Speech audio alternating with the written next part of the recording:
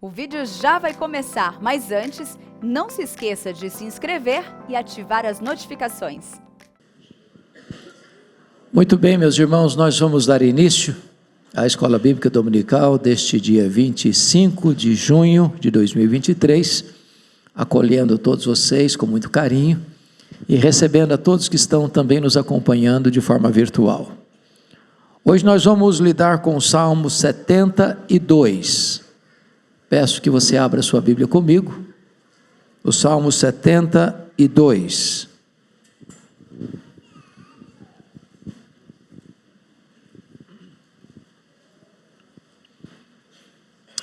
Lido esse texto, mantenha sua Bíblia aberta comigo para acompanhar a exposição deste poema,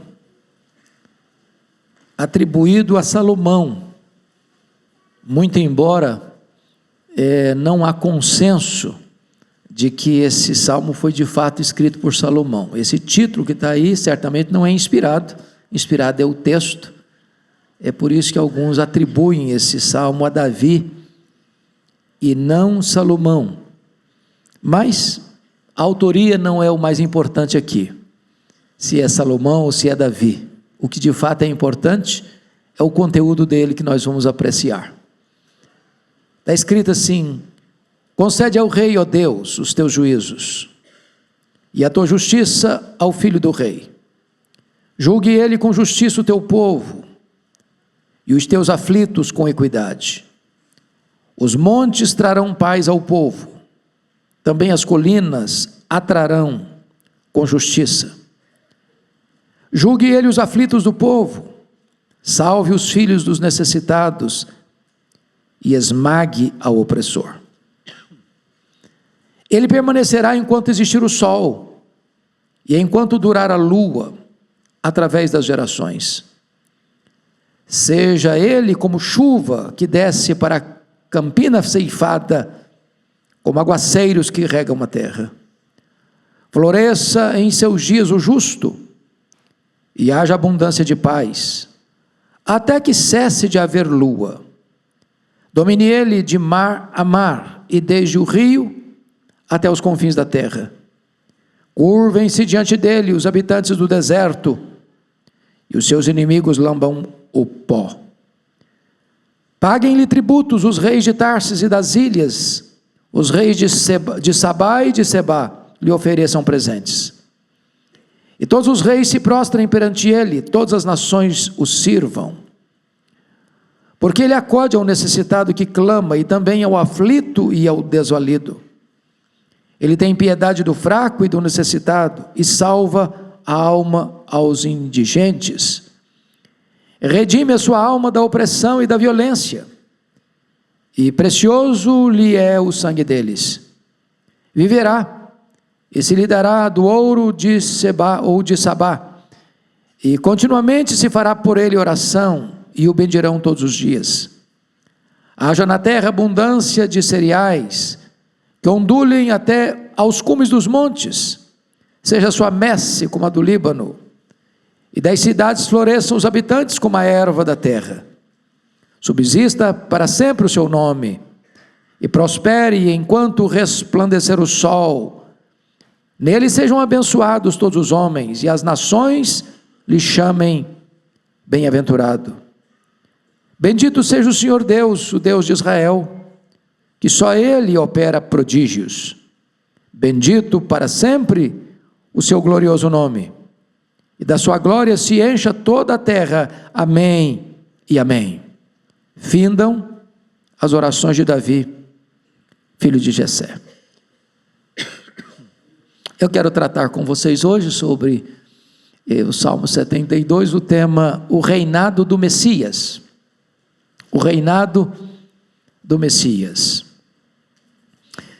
Bom, este salmo foi escrito por um rei, ele é dedicado a um rei, e ele trata do Rei dos Reis.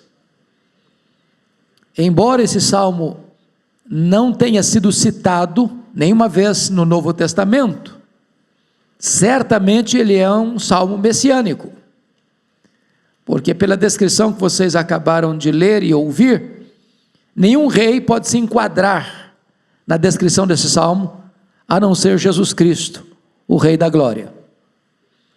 Então é um salmo messiânico que só pode ser aplicado a Cristo. Versículo 11, vocês notam aí, está escrito: e todos os reis se prostram perante ele, todas as nações o sirvam. Tem algum rei humano, terreno, que se enquadra aqui dentro? Nenhum. O único rei, que todos os reis se dobrarão diante dele, o único rei que governará sobre toda a terra, é o Senhor Jesus. Você pode conferir isso comigo rapidinho, sem tirar a Bíblia aí do seu lugar, lá em Zacarias, capítulo 9, é o penúltimo livro do Velho Testamento, trata exatamente desse assunto. Olha que coisa interessante, 9 e 10, está escrito assim: alegra-te muito, ó filha de Sião, exulta, ó filha de Jerusalém. Eis aí vem o teu rei, justo e salvador, humilde, montado em jumento, num jumentinho cria de jumenta. Destruirei os carros de Efraim e os cavalos de Jerusalém, e o arco de guerra será destruído. Ele anunciará paz às nações, o seu domínio se estenderá de mar a mar, e desde o Eufrates até as extremidades da terra. Esse rei aqui está descrito no Salmo 72. Então vamos ao Salmo 72, para nós fazermos a sua exposição. Bom, vocês perceberam uma coisa: ao final deste Salmo, tem uma doxologia, e termina assim: findam as orações de Davi, filho de Jessé. E logo em seguida você vai ler na sua Bíblia aí, livro 3, certo? Estão acompanhando aí? O que significa isso? Significa que esse salmo está encerrando o segundo livro do Saltério. O Saltério é dividido em 5 livros. Tá? O Saltério é composto de 150 poemas, que é dividido em 5 livros, que demorou 1000 anos para ser escrito esses 150 poemas.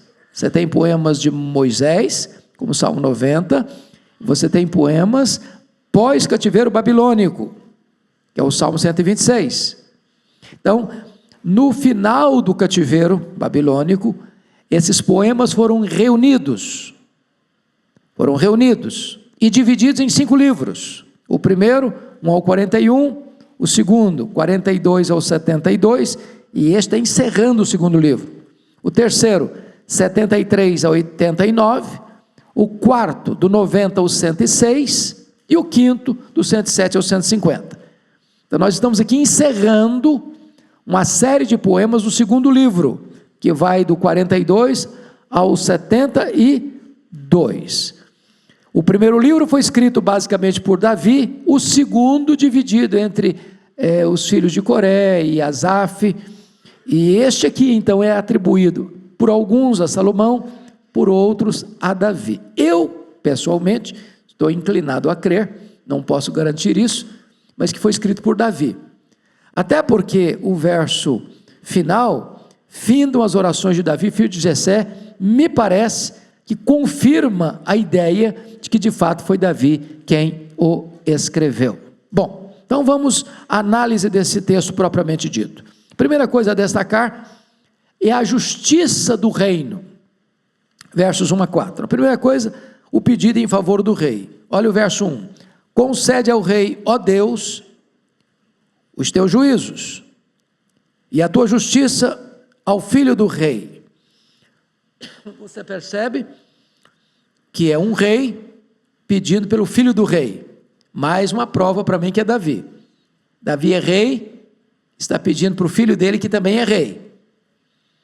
E na mesma medida que você está tratando do rei terreno, você está lançando luz sobre o rei e o reino eterno, que é o reino de Cristo, né?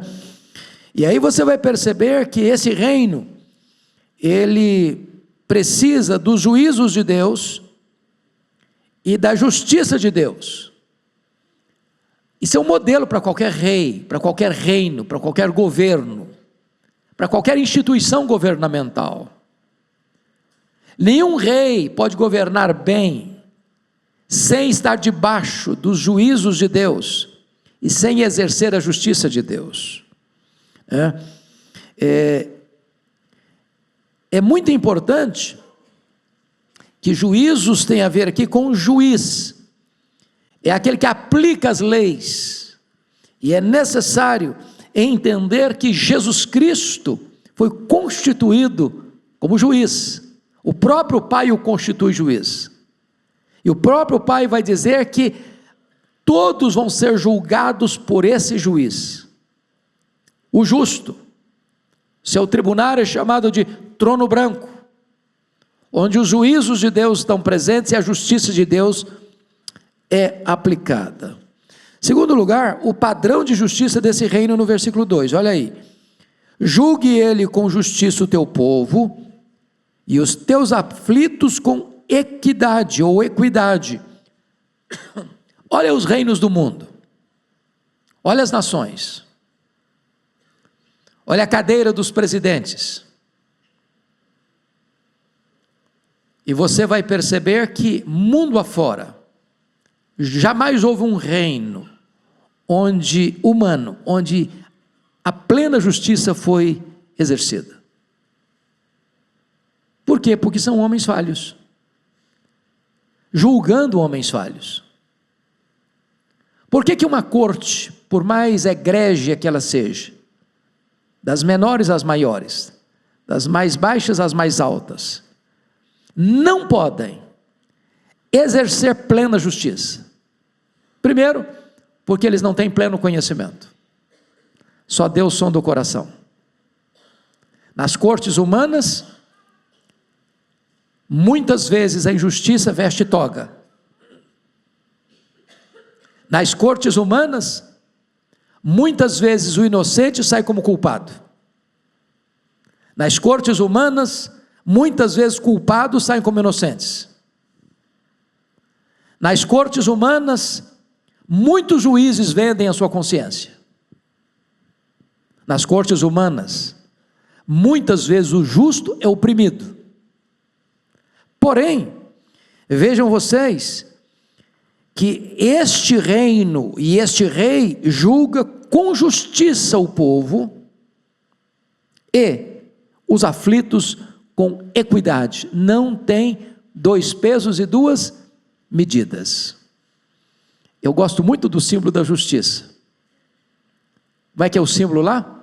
Uma mulher com a balança na mão e com os olhos vendados. O que que isso representa? Representa uma coisa, que a justiça tem os olhos vendados para não julgar de acordo com a capa do processo, mas sim pelos autos do processo. A justiça pergunta: quem está sendo julgado? A justiça diz o seguinte: é legal? É justo? Não importa se é o rico ou o pobre, é o famoso ou o desconhecido, ela vai julgar segundo o que estiver escrito nos autos. Por que a balança? Porque a justiça não tem dois pesos e duas medidas. Não deveria ter. Às vezes tem, mas não deve ser assim. Então, no reino desse rei, tem justiça e tem o quê? Equidade. Ninguém vai ser tratado de forma injusta. Terceiro ponto. A compaixão e o rigor do rei. Ou melhor, a paz do reino é fruto da justiça. Olha o versículo 3 comigo. Os montes trarão paz ao povo, também as colinas a trarão com justiça. Essa palavra montes aí, meus irmãos, é uma linguagem figurada. As montanhas são representadas na Bíblia por autoridades governamentais. Então, quando diz que os montes trarão paz ao povo, está querendo dizer que as autoridades constituídas dentro desse reino trarão paz ao povo. As colinas, representando autoridades, trarão justiça, virão com justiça. Então isso representa o quê? representa que a paz é filha da justiça. Por que as pessoas estão em guerra? Por que as nações estão em conflitos? Por que uma nação invade a outra? Por que as nações ou os impérios da atualidade se fortaleceram explorando os mais fracos? Roubando as riquezas dos mais fracos? Por quê? Porque não tem o quê? Justiça. São reinos de violência, de opressão, de exploração, de esmagar o mais fraco, de construir a sua riqueza sobre os escombros dos outros. Mas o que o texto está nos mostrando aqui é que, embora os reinos deste mundo vivem em guerra porque a injustiça traja a toga ou o cetro do poder, o reino de Cristo é um reino de justiça. E porque é um reino de justiça, é um reino de paz. Não tem paz onde não tem justiça. Quarto lugar, vejam vocês, a compaixão e o rigor do reino, versículo 4. Julgue ele os aflitos do povo, salve os filhos dos necessitados e esmague ao opressor. Prestem bem atenção nisso. Onde tem justiça, tem que ter livramento do justo e tem que ter punição do mal. Se você ler em Romanos 13, qual é a plataforma que Paulo trata ali do governo? Toda instituição é instituída por Deus, né? Todo governante deve entender isso. Aliás, nós usamos um termo de democracia, que democracia é um governo do povo, pelo povo e para o povo. Um governante deveria entender mais do que isso. Um governante deveria entender que o povo é apenas um instrumento, mas que todo governo é instituído por Deus, está debaixo da autoridade de Deus. Sendo assim, todo governante é constituído por Deus como ministro de Deus, e a palavra lá é diácono de Deus. Então, o presidente da república, os governadores do estado, os senadores, os deputados federais, os deputados estaduais, os prefeitos e vereadores, são diáconos de Deus, para dois propósitos. Primeiro, promover o bem. Segundo, coibir o mal. Se um governante não promove o bem, ele está errado. Se um governante não coíbe ou pune o mal, também ele está errado.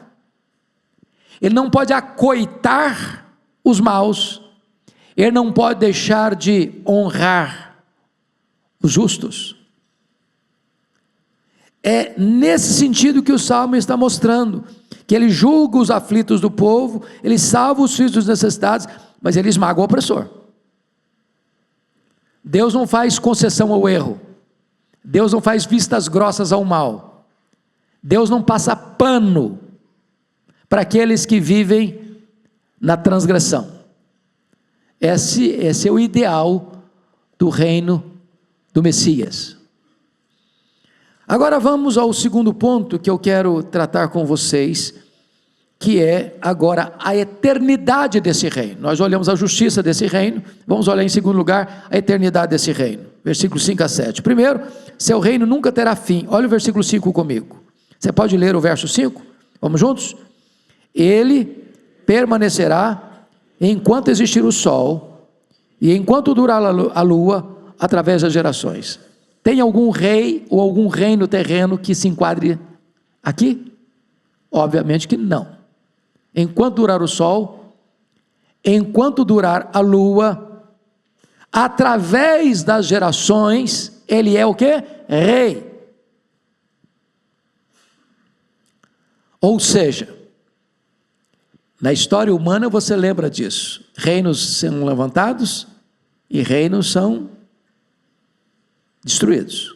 Reis são colocados no trono e reis são apiados do trono. Nós podemos recordar agora onde está o poderoso império egípcio dos faraós.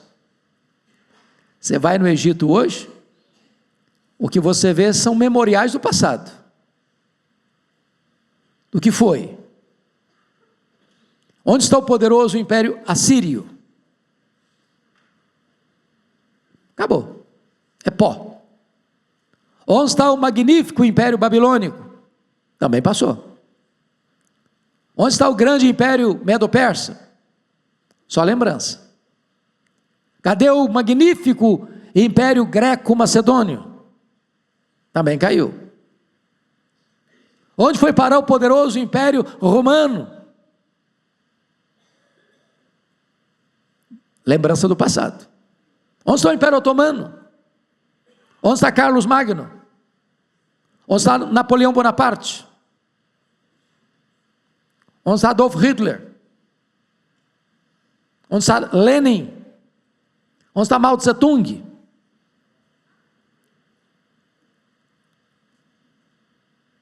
Onde estão os poderosos deste mundo, que governaram com mão de ferro? Todos o quê? Caíram, viraram pó. Mas notem vocês o que esse verso está dizendo, versículo 5: ele permanecerá enquanto existir o sol e enquanto durar a lua, através das gerações. Este é o único rei que jamais será apiado do poder. Ele reina pelos séculos dos séculos. Portanto, esse salmo não pode estar falando de outro rei a não ser Jesus Cristo. É um salmo o quê? Messiânico. Segundo lugar, ele não é apenas um reino que não terá fim, mas em segundo lugar, seu reino será restaurador. Versículo 6: seja ele como chuva que desce sobre a campina ceifada, como aguaceiros que regam a terra. Notem vocês que o rei é a fonte da restauração e o seu reino é o território da restauração.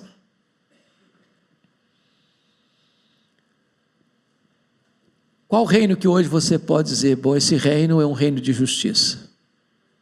Qual reino deste mundo que você pode dizer, esse reino traz paz? Qual reino deste mundo que você pode dizer, eu fui restaurado por esse reino, e nesse reino? Apenas o reino de Cristo. O reino dos homens é um reino de violência, de opressão, de injustiça, de iniquidade, de favorecimento a alguns e de opressão a tantos. Você prega o próprio reino de Salomão, né? Se você ler Eclesiastes capítulo 2, é chocante, porque você vai ver lá muitos empreendimentos de Salomão. Ele fez casas, ele fez açudes, ele fez jardins, ele fez palácios, fez tudo no plural e fez tudo em grau superlativo, mas com um detalhe: para mim, para mim, para mim, para mim e para mim. Ele era o feitor e o benfeitor. Ele era o feitor e o usuário. Tudo ele fez, não para o povo, mas para ele. Quando você termina o reino de Salomão, é um reino de luxo, de riqueza, de esplendor. Mas com a morte dele, a máscara cai. Com a morte dele, a verdade vem à tona. Com a morte dele, abre-se a ferida do povo. Porque o povo vai ao sucessor dele, o filho dele, diz, olha, alivia o imposto. Esse luxo todo do seu pai, quem pagou a conta fomos nós. Nós ralamos. Nós dividimos o nosso trabalho no meio com o seu pai. Ele viveu no luxo, nós vivemos na opressão. Eu gosto muito de uma fala de Margaret Thatcher, quando ela diz o seguinte: não existe dinheiro público, existe dinheiro dos trabalhadores, que pagaram imposto. Então, quando o rei, com a sua corte, vive nababescamente, criando novas formas de gastar o dinheiro, significa uma coisa: ele tem que criar novas formas do povo pagar imposto. Só tem uma fonte, é o dinheiro do trabalhador, é o seu dinheiro. É desta maneira, portanto, meus irmãos, que esse texto está mostrando que o reino de Cristo é o único reino restaurador. onde há justiça, onde há paz. Mas em terceiro lugar,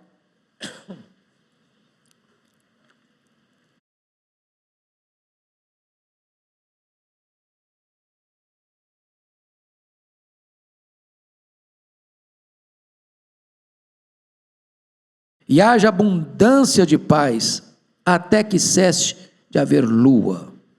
Quando é que vai cessar de haver lua? Never, jamais. Porque Deus criará novos céus e nova terra. Então o reino de Cristo é o reino que nunca vai acabar, e o justo sempre vai florescer. E justo aqui não é apenas aquele que pratica justiça, justo sobretudo é aquele que foi justificado pela justiça plena do justo, aplicada e imputada a nós. O que nós entendemos é o seguinte, que este reino, que hoje é o reino de graça, e amanhã será o reino de glória. Como assim? E embora Cristo reine, e Ele reina onde hoje? Onde Ele reina hoje? Jesus disse para Pilatos: o meu reino não é deste mundo, porque se o meu reino fosse deste mundo, os meus ministros lutariam por mim. Então, no reino de graça, Jesus reina no seu coração. Quando você ora, venha o teu reino, seja feita a tua vontade, você está pedindo o seguinte: Senhor, venha governar a minha vida. Onde o rei reina, aí está o reino. Mas ainda este reino de graça está misturado com o reino de injustiça. Você vive nesse mundo caído. Você é passivo de sofrer injustiça, de ser oprimido, de ser perseguido, de ser preso, de ser morto. Digno de nota é que do século XX para cá, mais crentes morreram torturados, presos, afligidos, do que no restante da história pregressa. O homem cresceu intelectualmente, cientificamente, tecnologicamente, mas o homem embruteceu moral e espiritualmente. De tal forma que o único reino que vai restabelecer plena justiça, de que maneira? Trazendo bem-aventurança eterna para os justos e trazendo condenação eterna para os ímpios, é o reino de Cristo. E então na sua vinda, Ele, diz a Bíblia, vai colocar todos os seus inimigos debaixo dos seus pés, e Ele vai lançar no lago do fogo toda a oposição, o anticristo, falso profeta, o diabo, a morte, e todos aqueles cujos nomes não estão escritos no livro da vida. E agora o seu reino já não mais será o reino de graça, mas o reino de glória, onde qualquer vestígio do mal será banido, porque na bem-aventurança eterna, nada contaminado vai entrar. Essa é a ideia do texto.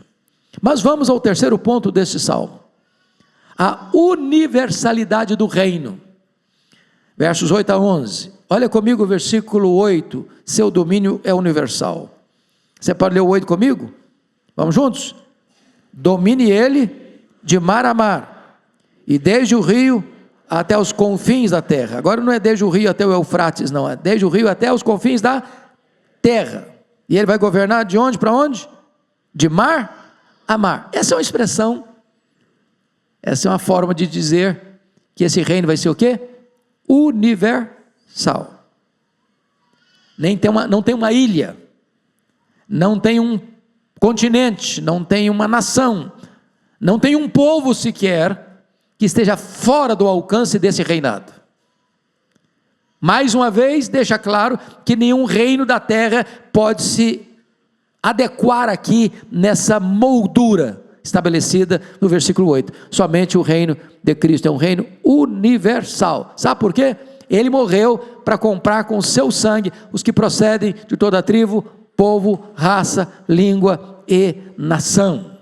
É um reino universal. Segundo, seu domínio exige submissão universal. Olha o versículo 9 comigo. Leia comigo o 9, por favor. Curvem-se diante dele os habitantes do deserto, e os seus inimigos lambam pó. Vamos entender isso aqui, irmãos. Quando ele fala aqui, os habitantes do deserto, isso é uma expressão que tem um significado.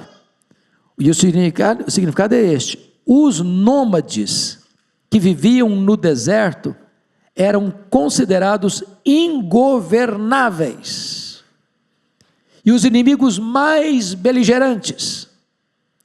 Por exemplo, você lendo o livro de Samuel, você vai ver lá dos amalequitas, considerados os terroristas do deserto.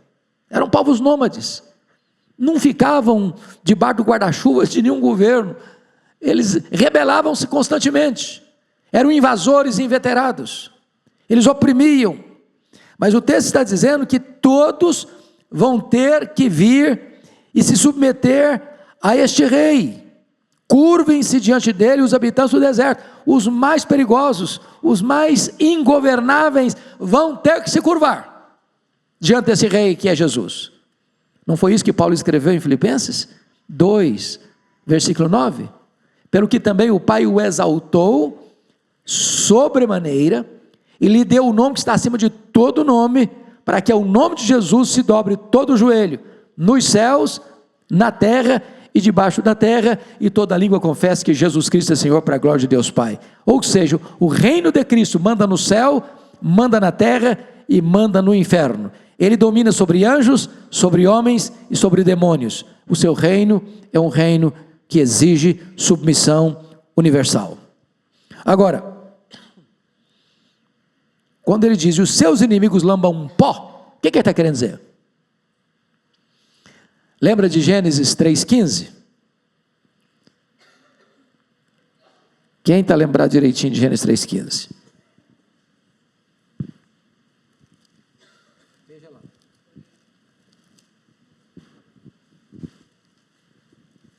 Olha que interessante isso aqui. Vamos pegar no 14, a maldição sobre a serpente. Está escrito assim: rastejarás sobre o teu ventre e comerás pó todos os dias da tua vida. Verso 15: porém inimizade entre ti e a mulher. Ele está falando para a serpente. Entre a tua descendência, ou seja, a serpente tem o quê? Uma descendência. O que a serpente foi sentenciada a fazer? Comer pó quantas vezes?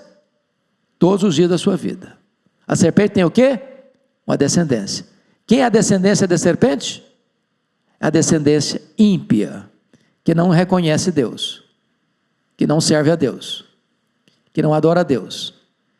Existe uma segunda descendência, que é a descendência da mulher, a semente da mulher. Qual a descendência da mulher? Qual a semente da mulher? É a semente do Messias, do povo de Deus. O que o texto está dizendo é que a mesma maldição que foi aplicada lá à serpente no Éden, toda a sua descendência que resistiu e continua resistindo a Deus, vai fazer o quê? Lamber pó. Vai arcar com as mesmas consequências daquela que foi sua progenitora, a serpente e a sua descendência. Pois bem, meus amados, vamos ver que seu domínio exige reconhecimento universal no versículo 10. Olha o 10 comigo, por gentileza. Paguem-lhe tributos os reis de Tarsis e das ilhas, os reis de Sabá e de Sebá lhe ofereçam presentes. O que isso significa? Os reis de perto, os reis de longe, os reis mais remotos e os de maior projeção reconhecerão a soberania de Cristo e dedicarão a Ele as suas riquezas. Não é isso que está lá no Apocalipse 9? Digno és, Senhor, de receber o poder, e a riqueza, e a sabedoria, e a força. De quem é a riqueza do mundo, irmãos? Está lá em Ageu 2:8, do Senhor é a prata e o ouro. Está lá no Salmo 24, do Senhor é a terra e a sua plenitude. O diabo nunca teve nada, ele não é dono de nada. Quem é dono de tudo é o Senhor Jesus. Quando o diabo ofereceu para Jesus lá no monte da tentação, mostrando os reinos do mundo, tudo isso te darei, se prostrados me adorares, ele é um farsário, ele é um mentiroso, ele é um enganador, ele promete o que não tem. Os reinos do mundo pertencem ao Criador, tudo sempre foi de Deus, sempre será de Deus, e todas as nações terão que reconhecer isso, porque toda a riqueza que pertence e que existe no mundo pertence ao Criador e dono de todas as coisas. É isso que o texto está aqui nos ensinando. Mas vamos ao quarto ponto desse salmo, que agora é a redenção do reino, versos 12 a 14. O rei acolhe e acode os inacolíveis. Olha o verso 12 comigo. Você pode ler o 12 comigo? Vamos juntos?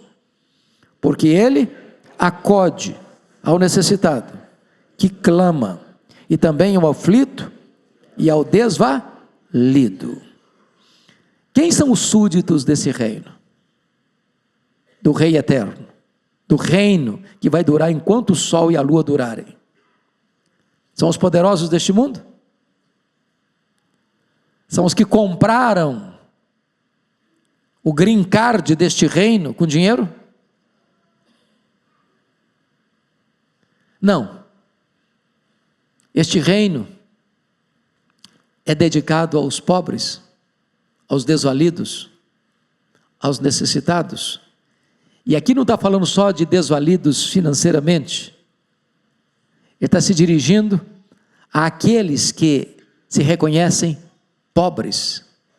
Qual é a primeira bem-aventurança que nós temos lá em Mateus 5?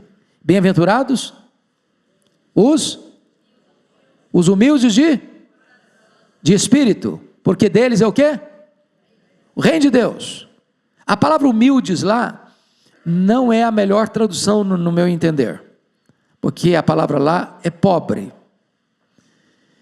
E pobre, tinham duas palavras para pobre no grego. Um pobre que tem o básico, ele não tem luxo, mas também não passa falta. E o pobre mendigo, que não tem nem o básico. É o pobre desvalido. A palavra que aparece lá em Mateus 5,3 é o pobre desvalido. Portanto, ele não está falando, obviamente, de pobreza material. Porque a pobreza não é uma virtude, nem a riqueza é um pecado. É possível ter um rico pobre, e é possível ter um pobre que não carece da graça de Deus, acha que não carece da graça de Deus. Quem são os súditos desse reino? São aqueles que chegam sem estadiar virtudes, sem reivindicar prestígios. É aqueles que chegam como um mendigo totalmente carentes, necessitados da graça de Deus. Só estes são súditos desse reino. Quem chega achando que pode, que merece, que compra, que granjeia com seus predicados morais essa cidadania do reino, não entra nesse reino. Ela é destinada exatamente para aqueles que são absolutamente carentes, conforme o versículo de número 12. Porque ele acode ao necessitado que clama, e também ao aflito e ao desvalido. Segundo ponto, o rei salva os que não têm nada para retribuir. Você leu o 13 comigo? Vamos juntos? Ele tem piedade do fraco e do necessitado, e salva a alma dos indigentes. O que é o indigente? O cara que não tem nem para sobreviver. Notem vocês que esse reino é dado àqueles que não têm nada a retribuir. E o que é isso senão graça? O que é isso senão a salvação? Quem vocês acham que é a pessoa salva? Aquele que chega e diz: olha Deus, graças te dou, porque eu não sou como os demais homens. Eu oro, eu jejuo, eu dou o dízimo, até das hortaliças da minha casa. Não sou como esse miserável publicano também não, esse cara aí não vale nada. Mas eu, olha aqui, que pessoa maravilhosa que eu sou. Quem saiu, quem desceu para casa justificado? Foi o fariseu ou foi o publicano? Estão percebendo o que está escrito aqui? A graça de Deus é oferecida ao desvalido. Aquele que nem ousa olhar para cima, bate no peito e diz: Senhor, tem misericórdia de mim, um miserável pecador. Esse entra no reino. É isso que esse texto está mostrando. Terceiro lugar, o rei redime a alma dos oprimidos, versículo 14. Olha comigo. Redime a sua alma da opressão e da violência, e precioso lhe é o sangue deles. Ou seja, quando diz assim, preciosa é a morte do Senhor, os seus santos, vamos entender isso. Não é que Deus diz, que legal, ele morreu. Não, a ideia não é essa. A ideia é que Deus valoriza aquela pessoa. Quando um crente morre, derrama o seu sangue pela sua fé, isso tem valor para Deus. Agora, o que é maravilhoso, que não é o sangue dos redimidos que tem o valor de redenção. O rei que governa sobre nós, ele morreu por nós, ele verteu o seu próprio sangue.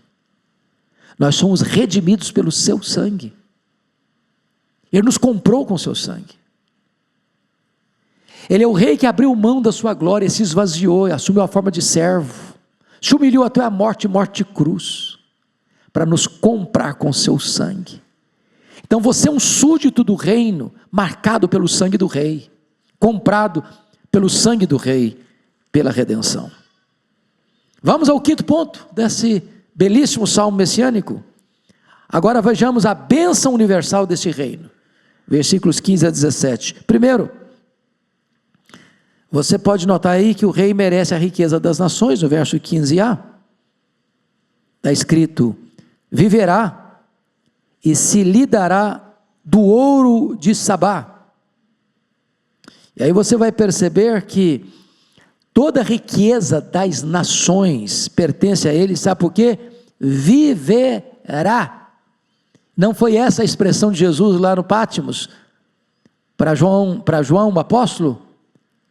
Eis que eu estive morto, mas estou vivo pelos séculos dos séculos. O rei que governa sobre nós, entrou nas entranhas da morte, arrancou o aguilhão da morte, matou a morte, inaugurou a imortalidade. Só ele pode dizer: estou vivo pelos séculos dos séculos. Bendito seja Deus.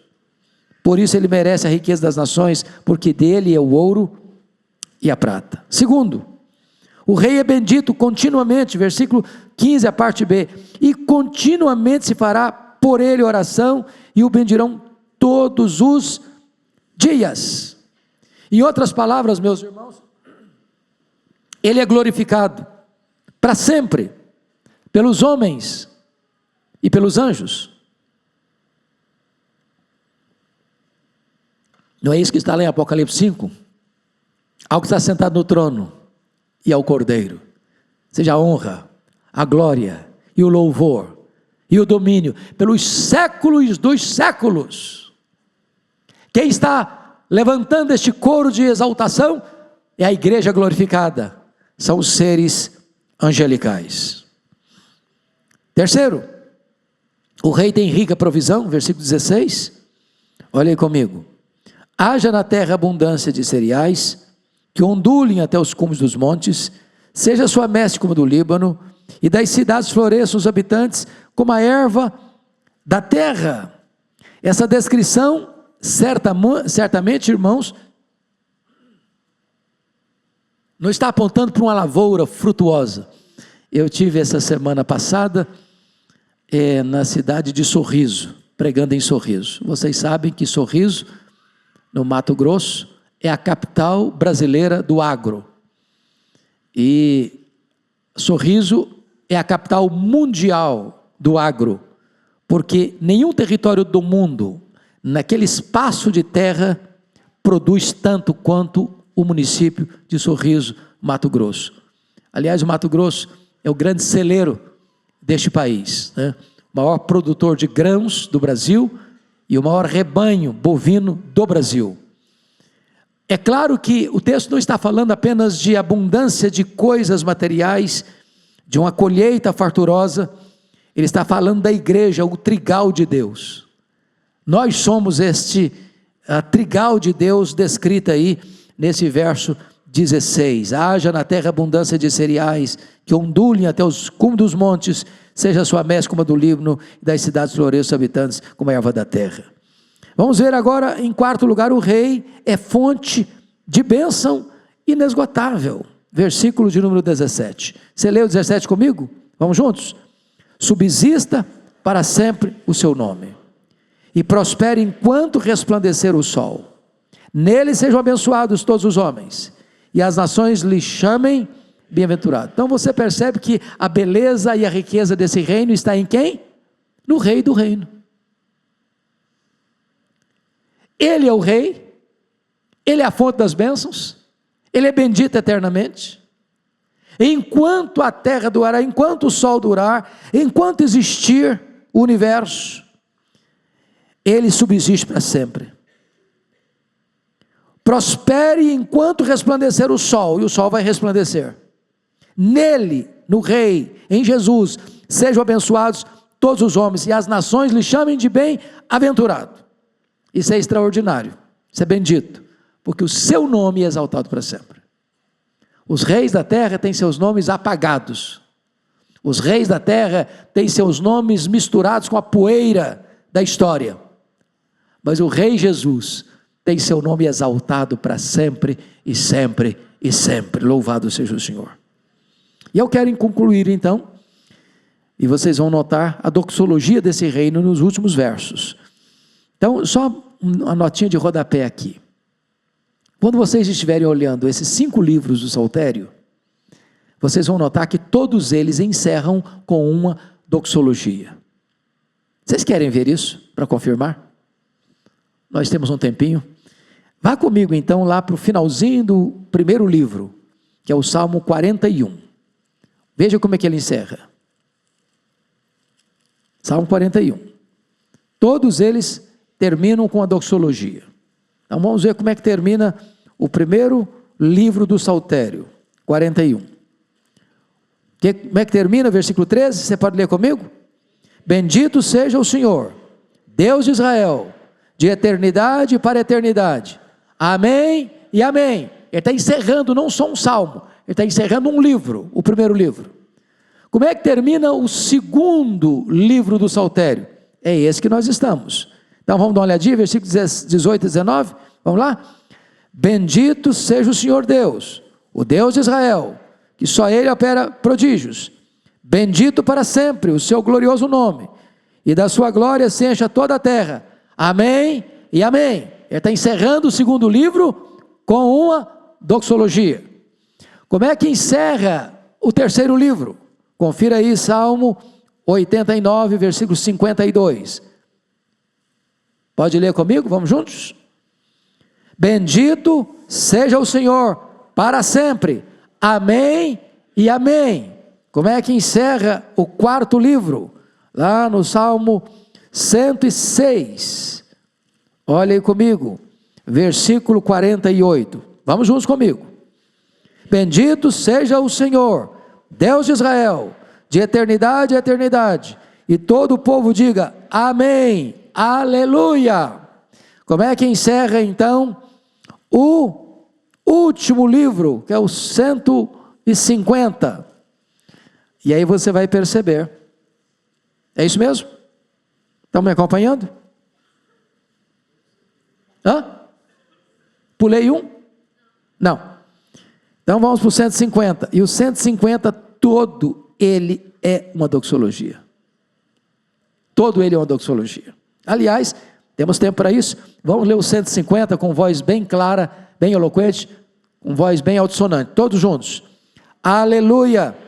Louvai a Deus no seu santuário. Louvai-o no firmamento, obra do seu poder. Louvai-o pelos seus poderosos feitos.